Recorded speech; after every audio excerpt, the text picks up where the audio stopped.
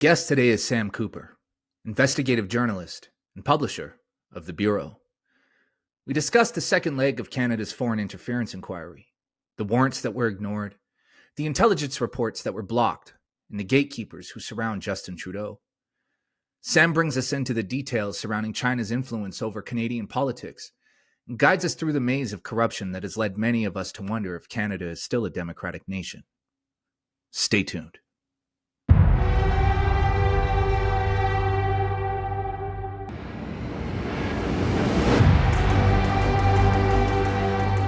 Sam Cooper, my brother, it is good to see your face. I am so happy we're talking again, man. How you doing? I'm doing great, man. Lots of good stuff at the Hogue Commission the last week or two. Yeah, and dude, I emailed you a few days ago and said, Sam, brother, we have to talk about this because, there's so much happening in the world around us right now. And I feel like in a lot of ways, this Foreign Interference Commission is being swept under the rug.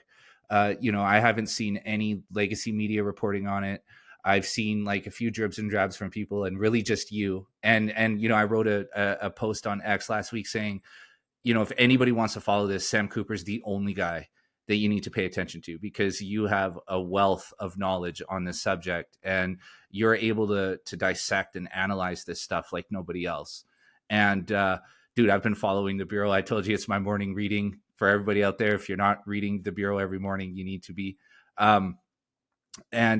Yeah, dude, like just everything that's coming out it's just baffling. It's baffling how this all could happen. So let's just start by talking about what we've learned in this latter half of the Foreign Interference Commission.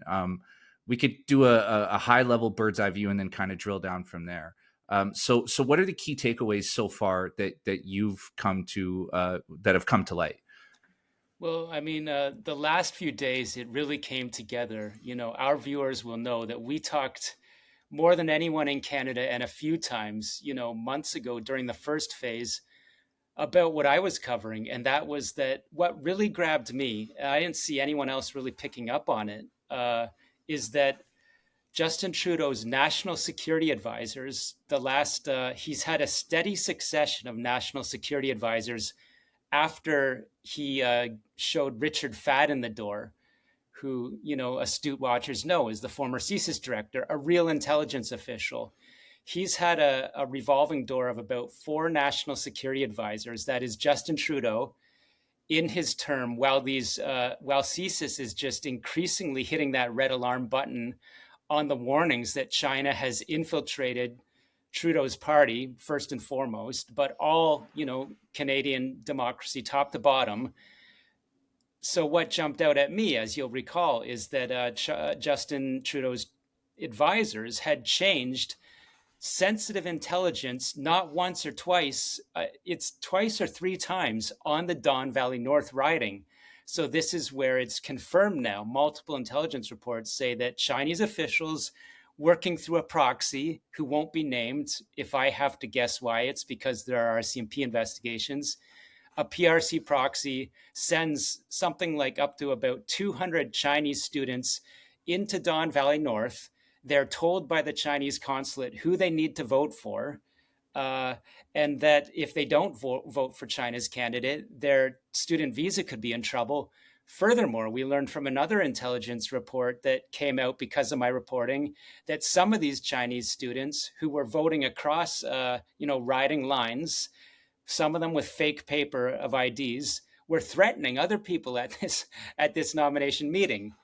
In the first phase of the inquiry, it was also suggested a politically connected Canadian was involved in the intelligence report, but some people up high in CSIS and obviously Justin Trudeau's office didn't like that information.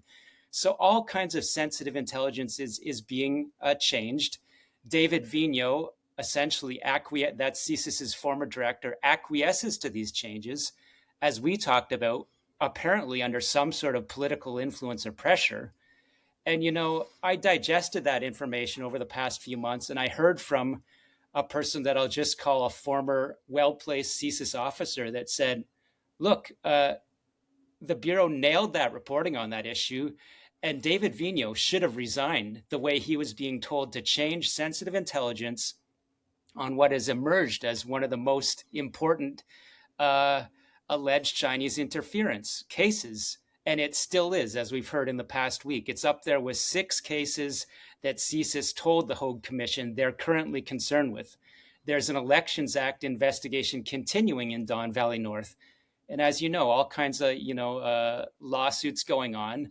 But it's obviously a very important case for CSIS. So let's jump into what we heard last week. Coming back to my concerns that it looked like political pressure was being exerted on Canada's intelligence agencies, we heard a renewed interest in the case of Bill Blair, who, if you'll recall, we talked a few months ago, he put his hand up, swore on a Bible that he didn't delay the signing of a national security warrant targeting Liberal Party of Canada rainmaker and former Ontario Liberal Minister Michael Chan. So this is very contentious testimony. Michael Chan has denied any wrongdoing, but Bill Blair, counter to my information that I wasn't able to report with Global News, my former employer, but I had, and editors knew very well that I had and wanted to report it. The Globe and Mail broke the story that CSIS, Canadian intelligence or governmental sources were concerned that Blair sat on the Chan warrant for 4 months, allegedly, and even said that Michael Chan, this could be concerning because it could raise concerns of anti-Asian racism. And apparently, reportedly, Blair made the comment, Michael Chan's an important fundraiser for the party. Full circle, we hear this week that Mr. Blair, if not perjuring himself, maybe we'll hear in his upcoming testimony that he got confused because CSIS records said the Michael Chan threat actor warrant was in Bill Blair's office for at least 54 days. So let's stop there because I know you were concerned with this case too. Credit to the Globe and Mail. They broke the story and they did a good story last week saying, recounting to their reporting and saying that their source, who I should know who it is, suggested there were concerns within CSIS that the delay in signing the Michael Chan warrant ahead of the 2021 federal election could have raised concerns that, CSIS wanted to plant bugs in Michael Chan's home, in his cars, computers. If they were concerned he's a Chinese threat actor that's close to the Liberal Party, CSIS, as I was informed, this was the top counterintelligence investigation in 2021, and yet it's delayed. So is CSIS being obstructed in their investigation, and who's involved in that obstruction? Now, that's a mouthful already, but we should probably, there's a lot of examples of this type of thing that came out involving Trudeau's senior officials last week, but probably we should dig into that Blair situation right there, because what did emerge is that Blair's chief of staff, a woman named Zita Astravas, who again was in the Ontario Liberal government at the same time Michael Chan was, and then moved to Ottawa with the rest of, her former kind of, Ontario Liberal officials, become Trudeau's senior officials. The concerns are that she was involved in, Blair's potential stalling of the Michael Chan warrant. So all kinds of questions were raised about, did the Prime Minister's office have some idea of who the target of this warrant was? Could that have contributed to the delay? So there was really strong lines of questioning last week that came out for that story. So is it possible that she was installed by somebody with interests that say benefit a foreign actor in order to handle Bill Blair and to, manage how he behaved in his role? Is that possible? All the indications I see from, astute political observers that have been following Toronto, Ontario, and Ottawa politics longer than I have is that, when she came in as a senior Trudeau office official, transplanted from the Ontario Liberal government that was the subject of these, previous Chinese interference controversies surrounding Michael Chan, as the Globe and Mail reported in 2015, Zita Astravas, who's involved in the Bill Blair warrant delay questions, her job title was issues management. There's a Globe and Mail profile from, should be 2016, of people like Mary Ng, who's now a minister, was then in the PMO, Katie Telford, Gerald Butts, Brian Clow, all these people that could be up on the stand now in relation to whether the Trudeau government has been inactive, which they have. They were profiled, and what their job was, Ms. Astervis, it says she's got the most stressful job in Ottawa. It's putting out fires either before or after they happen, right? And so I will just say a very senior Ottawa personality, contacted me after seeing my reports and pointed out that her job, she's there on all of the Liberal Party scandals, trying to manage them. So it certainly raises the question that as others tell me, even though she's chief of staff for Bill Blair, she's not reporting to Bill Blair. She's reporting up to Katie Telford and Justin Trudeau, maybe Dominic LeBlanc. That's who's running the government, right? And so whenever something happens in one of the ministries, whoever the minister is doesn't matter. It's the PMO controlling it. So when she gets word, long apparently before Bill Blair does, that this explosive Michael Chan warrant request is coming, we heard in the commission that an indefinite amount of time she had that information. So it raises the question, does she go to the PMO, to a Katie Telford or a Brian Clow or a Justin Trudeau, and say, look, we've got a problem. This guy that the Globe and Mail reported was an alleged agent of China when he was in the Ontario Ledge. This guy that's a major fundraiser for us, major organizer, especially in Toronto where elections are won and lost. CSIS wants to target him. What do we do? That's the most plausible line of questioning I see right now, in that could the Trudeau office have obstructed or foot dragged or, managed CSIS's, objective to investigate this person, Michael Chan, who again denies all allegations of wrongdoing. But I'll add this, it hasn't come in the commission. Very interestingly, there's a tweet on X in 2021 with Michael Chan accusing Aaron O'Toole, the leader of the Conservatives, of being anti-Chinese and, raising, I'll paraphrase, since this will be sensitive, but let's call our minds back to the concerns around Aaron O'Toole and Kenny Chiu and WeChat disinformation and false narratives propagated by Beijing that these guys are, supposed racists. Again, Kenny Chiu from Hong Kong, Aaron O'Toole, a very moderate conservative politician.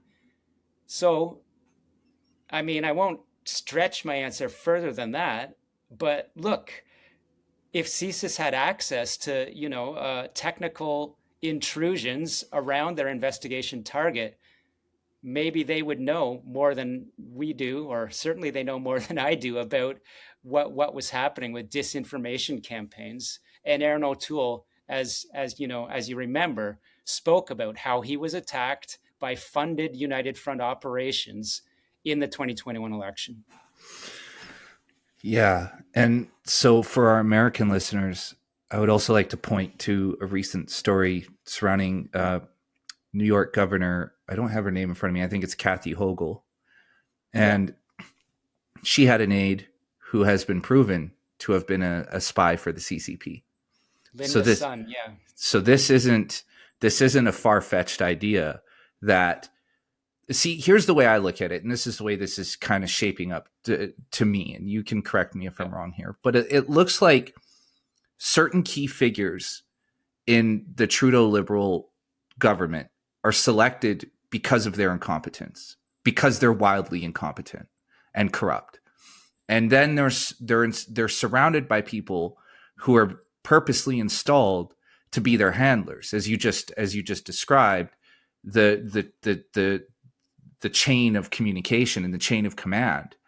These people who are surrounding these wildly incompetent, corrupt people, they don't have to report directly to the minister themselves. They can kick their communications up the food chain all the way up to Justin Trudeau if need be. And so what it seems to me is that all of these people are carefully placed in their positions, in order to serve a very specific purpose. And now we're talking about this, about Michael Chan, who is a, very strong fundraiser for the Liberal Party, right? And now let's ask this question. Do we know where the funds that he's raising are coming from? Let me break this down into three, because you raised something, and, one, to your theory. Remember, we've talked about Jamie Lee Ross, the former National Party MP in New Zealand, who went public and blew the whistle on his party bosses when he was passed over for a promotion. But he told New Zealand journalists in a great documentary, I was a rising star in the party because I was a rainmaker in the New Zealand Chinese community. I was bringing in party money. And so we could not criticize what Beijing's doing in the South China Sea, because we would have major fundraisers in the community, the next week. It's not going to happen. And this is how the United Front work system operates. Those quote unquote community leaders who, which we'll get to your last question, I'm telling you very consistently, in United States, Australia, I've got less knowledge of New Zealand, I've got great knowledge of Canada, are involved in shady business activities, and they're let off the hook by China's secret police and said essentially, okay, you're going to go to this country, or you already are in this country. We're going to take this charge away. You're going to get close to these party leaders, donate, right? That's how the United Front works.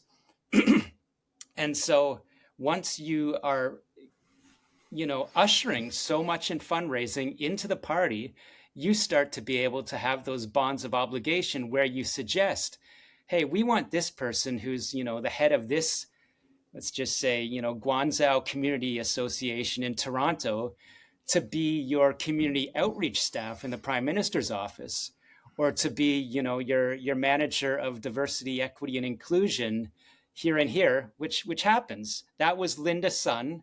That was the case in New York. She was allegedly, influencing two governors, a very young woman, and she had diversity, equity, and inclusion sort of positions in the New York state government, right? So the more you get your hooks into the party, the more you can tell them where we want, this community leader to have a job in your government. How far can it go? Well, look, I'll use this as an example. I've just done an updated chapter for willful blindness. Who was running former Prime Minister's office official Mary Ng's campaign in around 2018? She gets to replace, in a highly coveted riding, she replaces John McCallum, who is the subject of some of my intelligence reports, the fallen ambassador to China. We don't need to get into that story, but why does Mary Ng get to run in a safe riding for the Liberals after getting a job in the PMO? And why does she zoom up to become a minister like that in the Trudeau government? Yeah. So that gets to your point of, who gets to say where people may have plum jobs in the party and even in the cabinet. These are the questions that I think, my updated chapter gets to. And in this trusted conversation with our viewers, I'll say 100%, that's how Beijing's United Front works. If they have significant influence in your party, they will be placing, with gentle suggestions, they'll start to put people in your government. Where does the money come from? I'll rely on my updated and lawyered chapter for willful blindness. Sourcing my notes from the sources that only came to me first in Canada because they read willful blindness. They said, here's an election interference story you need to know about. Beijing's proxies. So these would be people running police stations. These would be people in control of international students. These would be people, running fundraising for parties. Beijing's proxies would be involved in businesses that would appear to be legitimate, but are laundering organized crime money. So that raises the issue of where does some of the cash for Beijing's operations in Canada come from? My sources indicate from underground casino activity and, laundered money. So I think I touched on most of your questions there. Okay. So the next thing I want to get to is, and this is kind of the big one, and I think we can explore this a little bit. Throughout this second half of this commission, it appears frequently through testimony that Justin Trudeau is purposely insulated from all this. That the people around him are the ones who are pulling the levers and turning the knobs, and he's just kind of, for lack of a better word, the dum-dum inside the machine. He's the face of it, but he's not really directly involved, at least forward facing, right? And so what's your view on this? Like is this structured in order to give the appearance that he has zero direct involvement, or is he just a guy who is, seems to be completely unassuming and really not in touch with reality as to what is happening within his government? Yeah, I believe there's strong, indications that his government, it's designed to shield him from information which would give him the knowledge he needs to act. That doesn't mean he doesn't know about the deep, subversive efforts of China, because he's been briefed directly by CSIS bosses, as I know from my sources. And there's even documents that indicate he has. Even if he denies, David Vigneault came up in testimony and said, look, the government knows that they've been briefed. This is an existential threat to Canada if Canada, Trudeau's government, doesn't counter China's interference. So he knows, but there are people around him, including his national security advisors, these various chiefs of staff, that it appears that they're there to give him cover. And so I'll give you a couple of explicit examples. In the story about the Bill Blair warrant delay, which isn't finished, we're going to hear from Mr. Blair, and I'm looking forward to that. Another example that was brought up was that Jody Thomas, the national security advisor who told David Vigneault to change sensitive intelligence on the Han-Don Valley North riding. And remember, Han-Don, forcefully denies any knowledge, any wrongdoing. That's his testimony. But the information is in a meeting involving Justin Trudeau, Katie Telford, the CSIS director then, David Vigneault, and Jody Thomas, this national security advisor. After that meeting, which followed media leaks, the CSIS is told, change the reporting on Don Valley North. In what way, we're not sure. But we also heard last week that Jody Thomas, the national security advisor, declined to share what David Vigneault called an exquisite piece of intelligence called the targeting paper, which was a deep look from highly classified sources on how China is targeting Canadian parliamentarians. And this was to be produced. CSIS wanted this. Mr. Vigneault wanted this to go to Mr. Trudeau. And it's because it could let the leader of our nation know how, where our weak spots are. But this great report, according to Vigneault, from the 2020, is for some reason sanitized in some process so it can be given to Trudeau. And yet Jody Thomas, the national security advisor, still doesn't decide to give the sanitized version to Justin Trudeau. And so in testimony, David Vigneault last week is asked by one of the good commission lawyers that says, hey, look, should Jody Thomas be a gatekeeper of professional CSIS intelligence? Should she be editing CSIS intelligence? Should she be a choke point that if she doesn't want something that Canada's professional intelligence analysts produce, she can decide it doesn't go to Justin Trudeau? And David Vigneault says, no, that's wrong, right? So, I mean, to me, that's a huge case. Yeah. Because why is Justin Trudeau and the people around him, so we're talking about the Katie Telfords, the Gerald Butts, Brian Clow, why don't they want him to see, a paper? Who's named in that paper? again, circle your mind back to the Michael Chan threat warrant. Similar issues could be popping up. And there's one more example that jumped out at me from this last story. The Bill Blair warrant delay was the headline on that. But Michael Chan, the conservative MP who was targeted along with his family by Chinese intelligence, another huge story, also going through Bill Blair and his chief of staff. It came out that Michael Chan wasn't warned, although Trudeau's government knew since 2021 Chan's family was being targeted.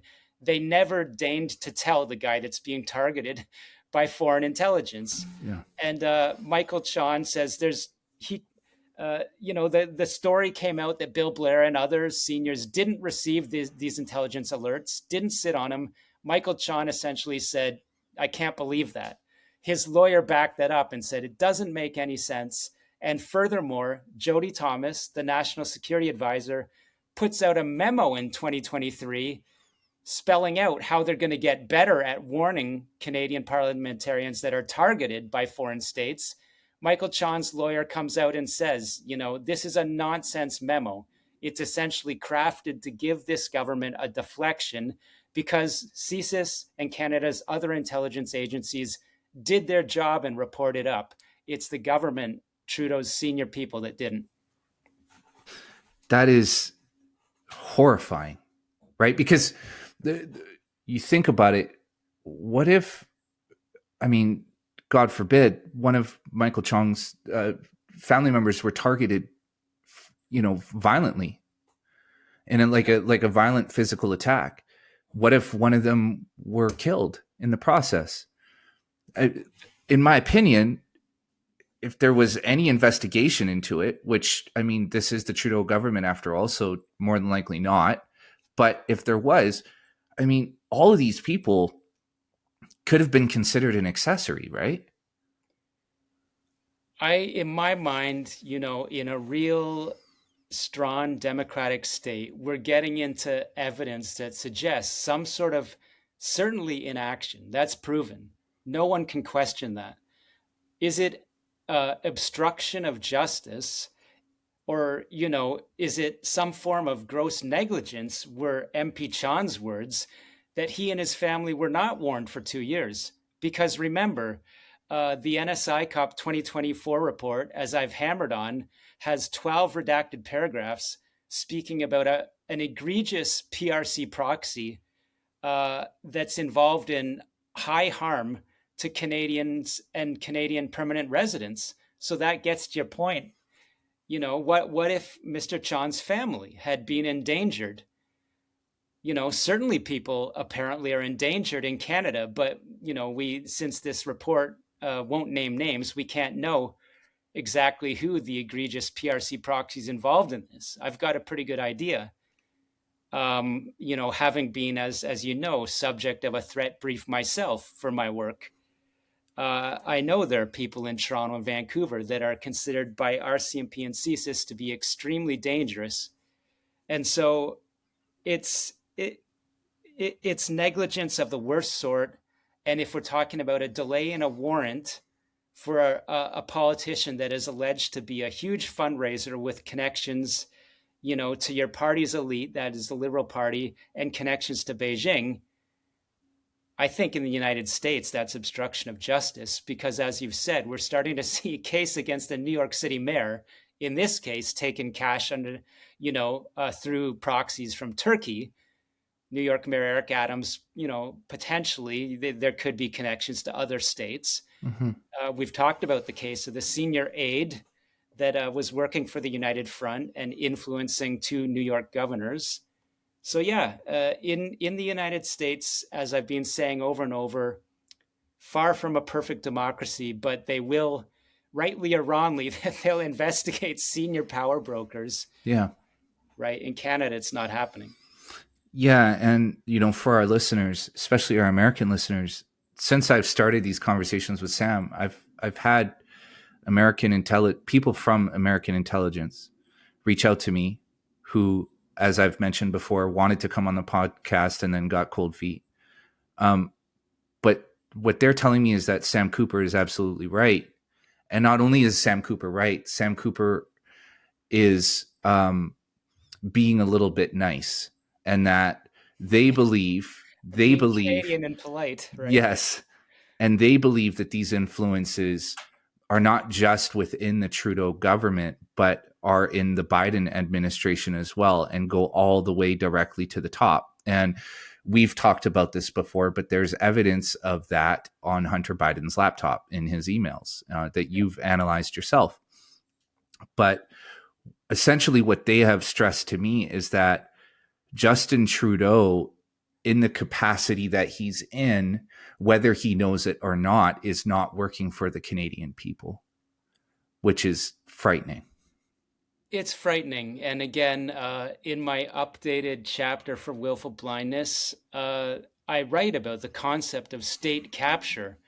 And this is one of these ones, you and I have talked a lot about my journey of reporting. It's difficult when you get to something that you can't understand it as a Canadian, that hostile states will use organized crime to corrupt politicians, to target people on Canadian soil, right? But now we are reading it for our American listeners. You can read that in, the Washington Post about how foreign states are using organized crime.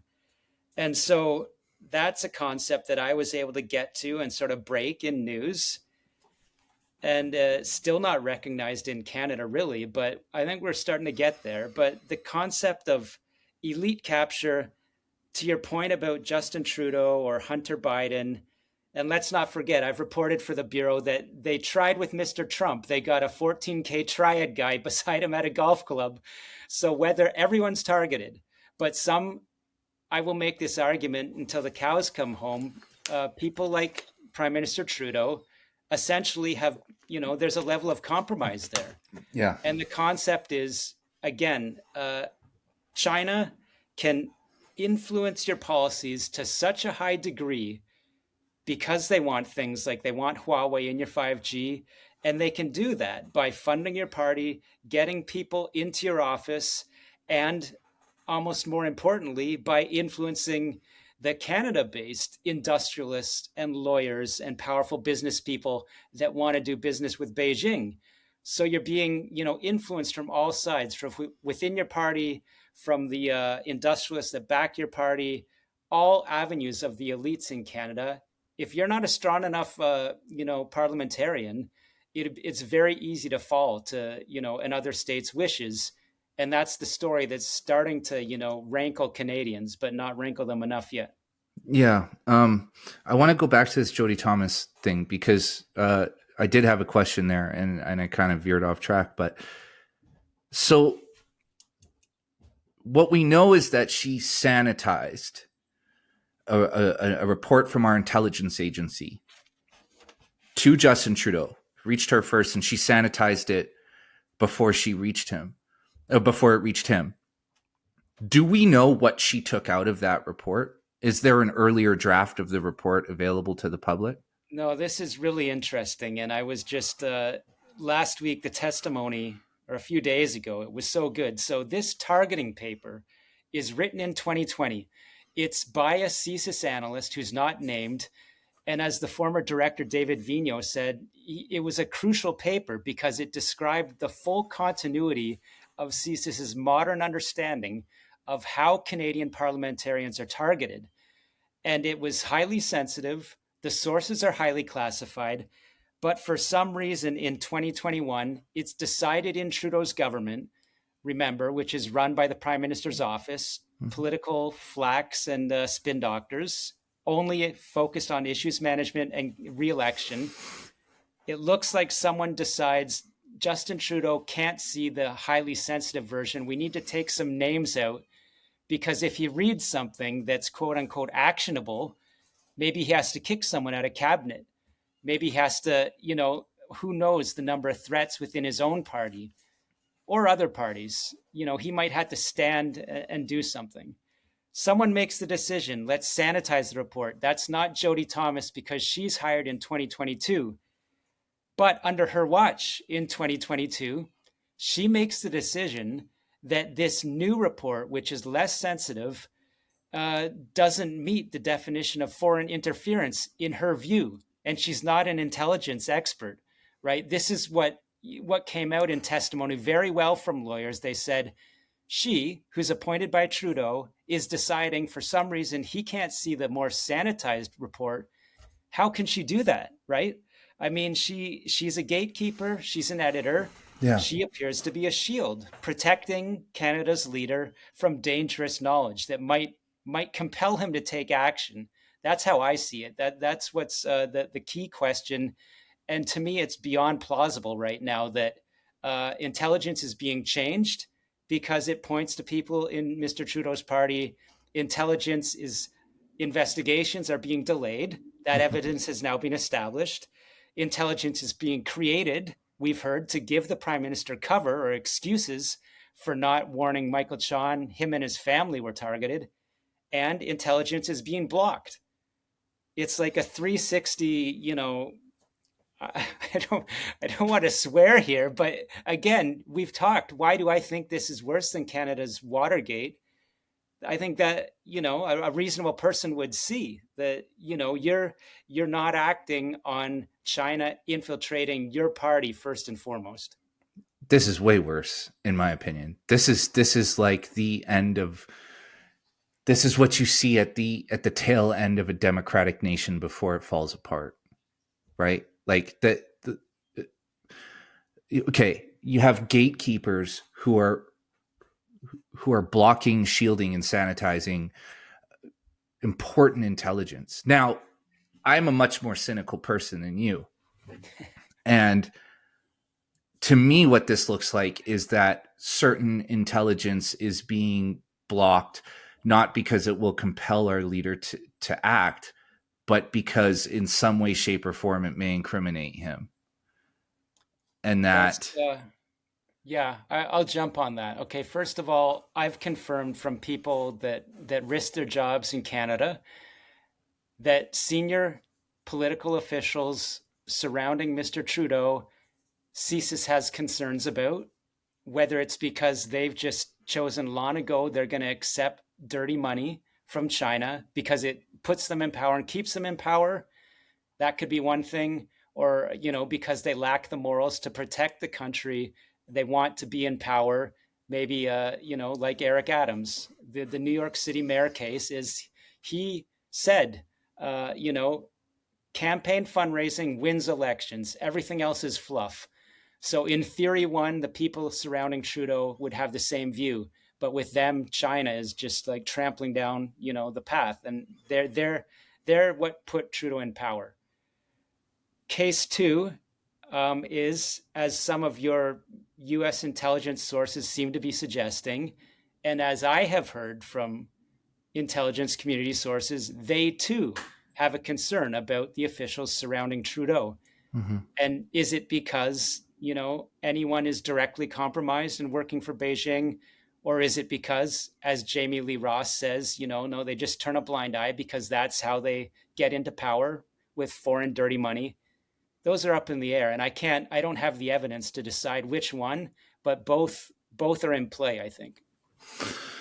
Well, I was told, and again, this is, me paraphrasing, but I was told that Justin Trudeau, in the American intelligence view, is so compromised that if they had any influence within the Biden administration, that they would advise him to not have any dealings with Canada at all until he's replaced. And even then, they would have to thoroughly investigate to make sure that Canada is a safe nation to be dealing with, because we are so compromised up here. Yeah, Biden or no Biden, that's the position I believe we see in the evidence of the U.S. military and intelligence and policing community. I'll just give you concrete examples. We've talked about AUKUS, that new high-level military intelligence alliance, Australia, United States, United Kingdom, only 3 members. Canada isn't invited yet because we're not trusted, right? Beyond that, as I've told you, a great Iranian-Canadian journalist shared with me that from her sources in the United States, she learned that Iranian community leaders were told, don't travel up to Canada because your safety is at risk.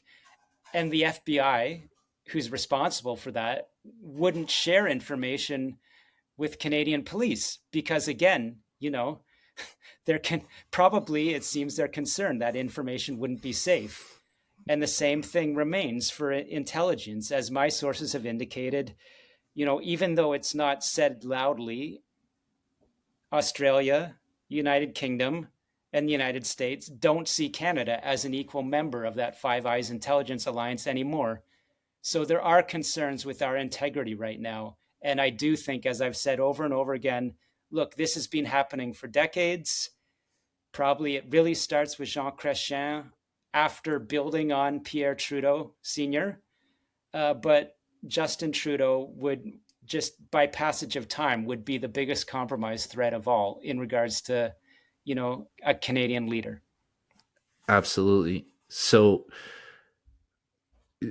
okay, so Commissioner Hogue has stated, and you can correct me if I'm wrong here, but that the MPs who have been compromised will not be named, which is what most Canadians have been demanding since the very beginning of this, to name the MPs who have been compromised. And last week she stated that those members of Parliament will not be named. Do we know why?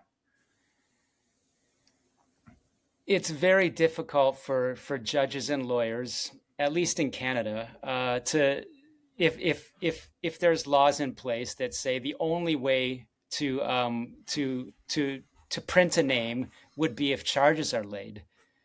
That's how lawyers and judges look at the situation. And again, but as the NSI Cup 2024 report says, even though people are colluding and taking money from foreign missions, charges won't result because Canada's evidence and intelligence system is so dysfunctional, right? So that vicious circle is blocking Canadians from knowing, maybe there's a judge out there in Canada that would say, look, actually the law and justice is about the greater good. And so in this case, Canada, we can't go to the polls with Canadians doubting our democracy and not knowing if someone faces if someone's working for someone else, as this NSI Cup 2024 report says. But so that, your question was, do we know why? The legal answer is, Justice Hogue said, we're a country of the rule of law, and we can't tell a name unless someone can defend themselves. But MPs from NDP's Jenny Kwan and Conservative Michael Chon, and I've heard from a number of MPs, personally, on Parliament Hill, they say, we have the structures in Parliament to air out this intelligence, and people that are accused can defend themselves and can tell their side. And that would be the best solution for Canadians. So I think there's an argument there, and that's an argument that I think 70% of Canadians polled in a recent poll said they need to know the allegations and let politicians defend themselves. And so there's a solution there, but it doesn't appear that Hogue and her lawyers are approving of that solution at this point. I do not see why you can have, say, for example, all of the people involved in the ArriveCan conspiracy, which has now reached upwards of $1 billion. For people who don't know, that's upwards of $1 billion spent on a $200,000 app. So you can do the math there. I do not see why this is not something that can't be aired out in a House committee hearing.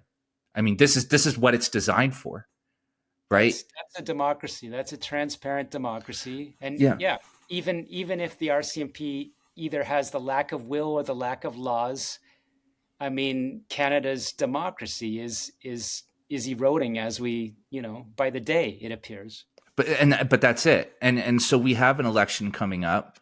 As late as October 25, potentially earlier, hopefully, please God, earlier.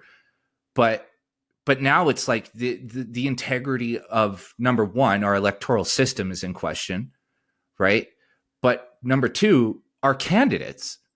We don't know who's working for us and who's working for some foreign actor. And it's not just China, could be Iran, could be India, could be Turkey, could be whoever. Pakistan is a big player as well. Right. So we don't know.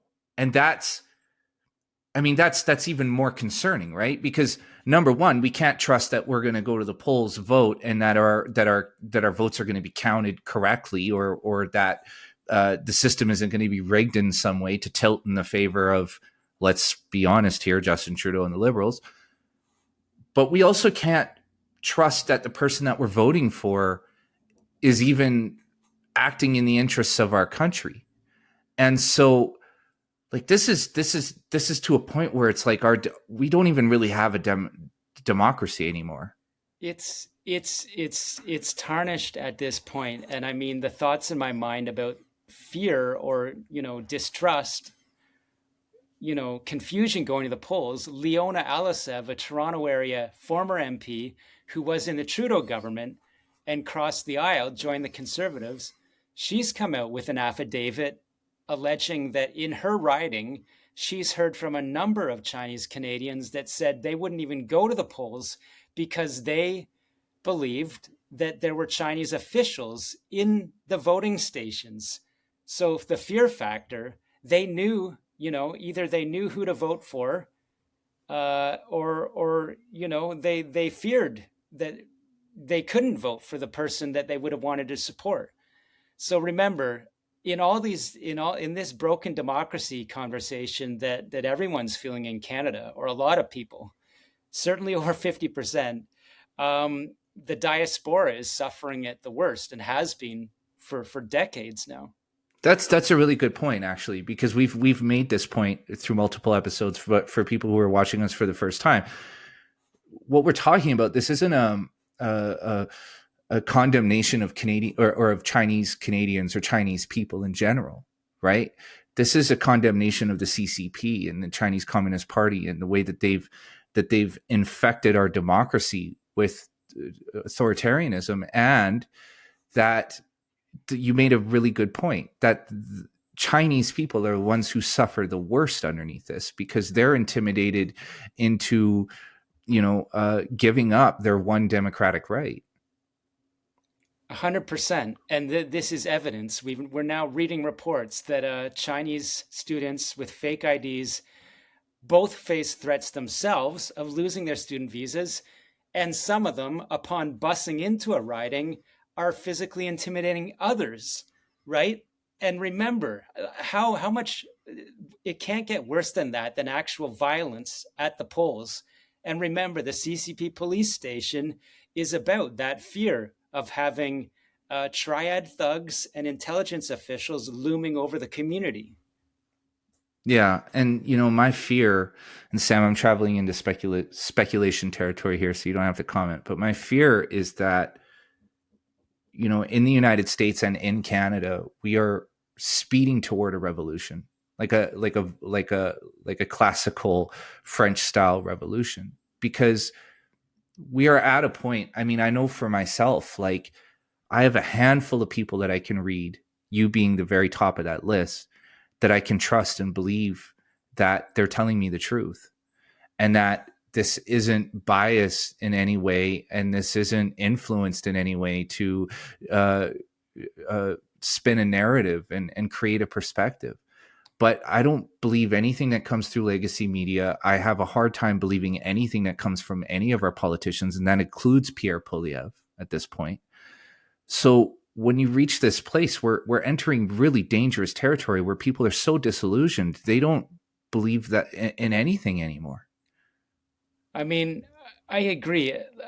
I think again about things that you hear and the concept jars you, right? So I first heard about cognitive warfare from Taiwanese, NGOs that I was able to interview, and they told me about how Beijing has a sick capacity to shift complete framework of thinking in a society, starting, over the one in it that it controls most, mainland China, and extending into other nations.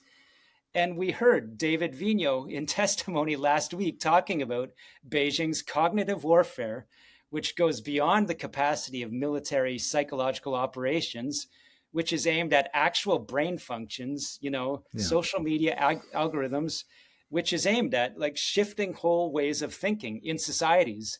So what you speak towards, that who do we know to trust anymore? And that you're not pulling that out of thin air. This is substantially supported by Canada's former top intelligence official. And I mean, we should stress it's not all China, of course, and it's not all like a left, right, center.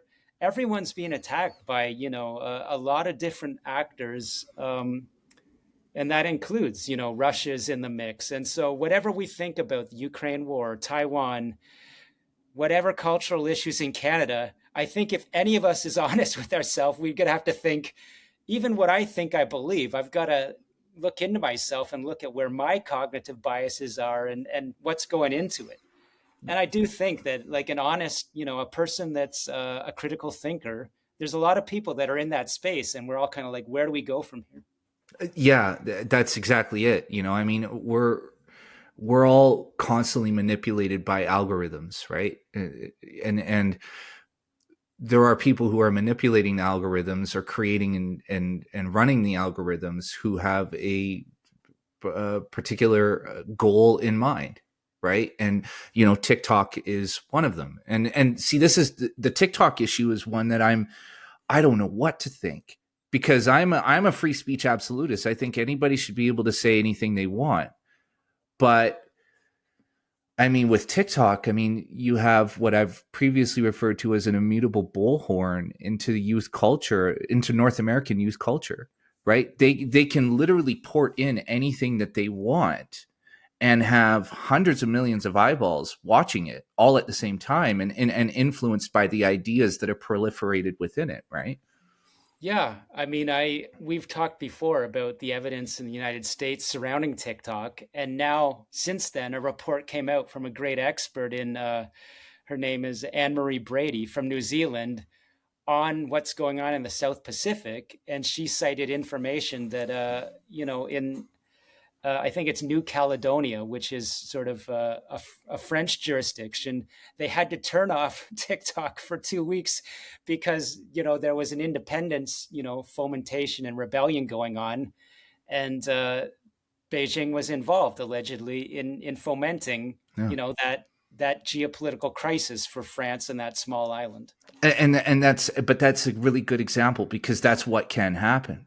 But the question is, I understand the other argument, right? Like if we ban TikTok, then that opens the door to banning X. That opens the door to banning Substack, right? It's literally a snowball rolling downhill. And of course, the concern is that there are people who do want to censor free speech. There are people who do want to have full control over the narrative once again, who will use that as a precedent to ban other things. And my attitude is this, and sorry, Miss Cooper, but what the fuck are we doing? Like, why are we worried about these bureaucrats, right? Like, why are we worried about what they'll do? Why are we voting people in who are like profoundly evil, right? Like that should be the concern. The concern should be, why are we worried about what these people will do once the precedence is set, right? Maybe we should just remove those people, because they are our employees after all. You want to talk about Canada, right? Justin Trudeau and the Liberal Party, and even the Conservatives for that matter, they love democracy when it benefits them, right? But democracy also means that we can get together and recall people. I'm here in Alberta in the Calgary area. There were more than enough signatures to recall our mayor in Calgary, and she's a stone cold idiot. We just spent an entire summer with almost no water because of the mismanagement of our infrastructure. Well, what came out of that? Absolutely nothing. So they don't believe in democracy when it threatens them in their position. They only believe in it when it benefits them. We need to get rid of those people, right? And I know I'm kind of going on a tirade here, Sam, but this is just incredibly frustrating. Like, dude, I drink my coffee every morning and I read the Bureau. And I'm like, I don't know how you write the stuff you're writing without your stomach turning, Well, and as you know, I'm not above struggling with trying to write the best every story. But I do, when you're talking there, the best I've heard yet is we need better education for our children on being critical thinkers. And that doesn't mean that everything's a conspiracy. That doesn't mean the government's always lying, but it means teaching the skills to want to read and dig in, and just teaching people in a simple way. Let's line up a few sources. Here's your test. Which is best? Which do you agree and disagree with? Which is very clearly has a motivation behind it. I don't know. I'm not like I'm kind of spitballing here, but Yeah. I think there's a growing consensus that we need a lot more of that, because getting back to apps and TikTok, like I just see, I watch my children just like drinking in the videos, and it's like the Yeah. battle's being lost in a way. It's hurtful to watch it. Yeah. And, and that's it. It's like, you're as a parent, you're fighting a rising tide, right? Like in my house, I'm basically a warden when it comes to tablets and phones and YouTube and things like that, right? Because it's like, you have to be vigilant about this stuff, and you have to constantly be watching the stuff that's coming into being fed to them through these apps. I mean, even if you use YouTube Kids, they're not safe from this messaging, right? Because the thing is like, for example, the transgender messaging and things like that's been deemed, appropriate for small children. And, look, whatever your stance on it, my perspective is there's no reason why a young child needs to be presented with these concepts at such an early age before they even understand the basics of biological sex. But the point that I'm making here is that, this is the state that we're in. This is where we are. And, where do we go from here? You said it exactly. Like, what do we do now? Because we're at this point where I think the veil's been lifted. And, you drew a parallel that I do want to tackle really quick. Like you said, to critically think doesn't make you a conspiracy theorist. It's insane that those two things are connected. That thinking critically and independently automatically sets you into that bucket of conspiracy theorists, right? Like, conspiracy theories aren't these wacky ideas if they're true, right? And it's the critical thinkers and the rational minds like Sam Cooper who go out there and who lift up the rug and look behind the bushes and find the smoking guns. And that's what you do. And anybody who would refer to that as conspiracy theorizing in any way it's sadly misleading, right? If I was teaching, university courses, or I was making policy to be taught in grade 3, it's like it is good to teach people to have kind of like a red beeper, that I don't want to jump at the first tasty narrative that fits what I want to be true. I should have that kind of my own internal limiter in there that, like, okay, we're getting into something that's, shocking. Let me dig deeper, and let me be careful, and let me restrain my, my urge to just hit something on and tweet an X out, right? And let me just dig, try to get, develop my own confidence, and then I'm ready to say something shocking to the world, because that's my job, right? That's what I do. And that's why you're the best at it, man.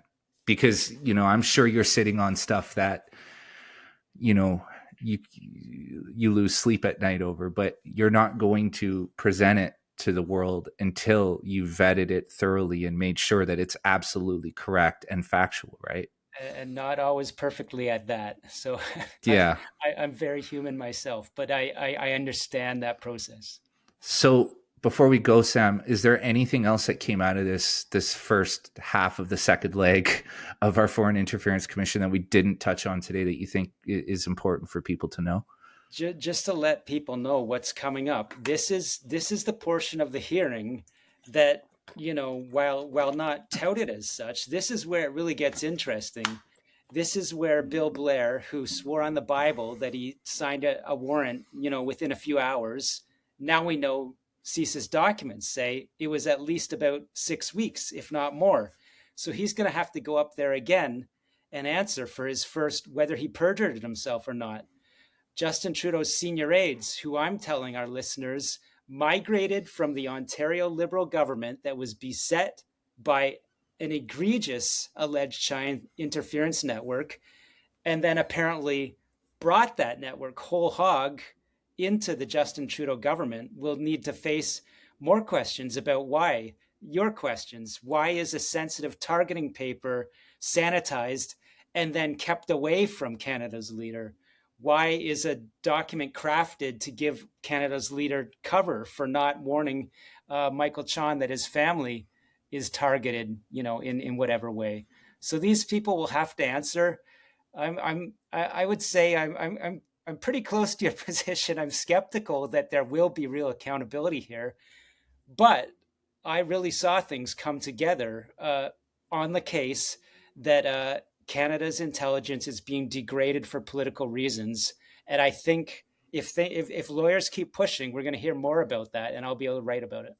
Yeah, and in my opinion, like, there's no reason why any of these reports should be redacted in any way. I think it's ridiculous that they are, because I think as the Canadian people, we deserve to know what's happening in our own country, and this affects every aspect of our lives, like everything. And I think that when it comes to MPs who are being unduly influenced by foreign actors, we shouldn't be protecting them for the sake of whatever legalities. We should be removing them from government, and as a precautionary measure, until their innocence is proven. I mean, that's how damaging this is potentially, in my point of view. Like, these people shouldn't be allowed to continue sitting in government, even if there's an inkling of an idea that they're working for somebody other than the Canadian people, right? I mean, in a nutshell, there's enough Canadian parliamentarians that I've heard personally in conversations, and I've heard in sworn testimony, saying there's now a cloud over more than 300 parliamentarians about who's working for the bad guys.